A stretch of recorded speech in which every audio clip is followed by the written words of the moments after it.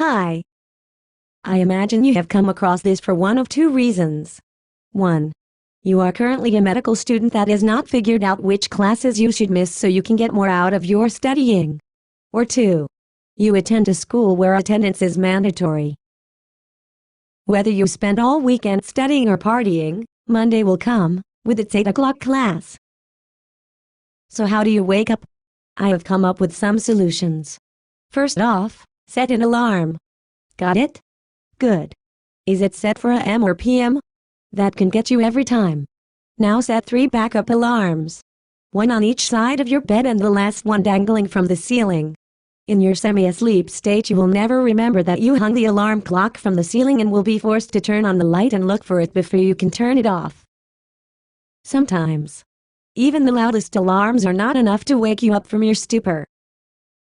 It might be helpful to have someone else make sure you are awake. A friend can call you, or better yet, if you have a roommate they can check in on you. Beware.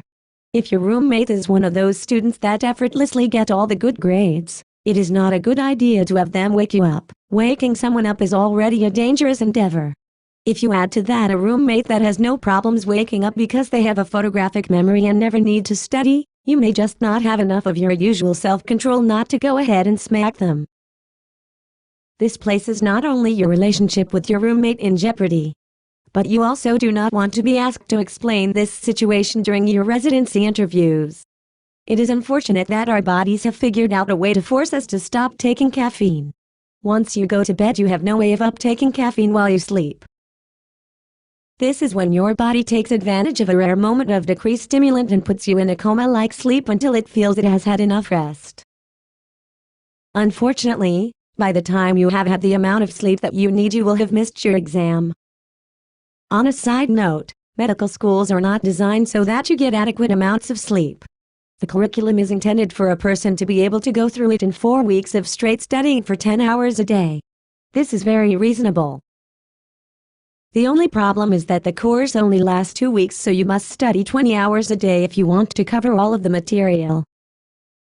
That being said, it is discouraging that after 5 to 6 hours of study your brain starts to tell you that it's tired.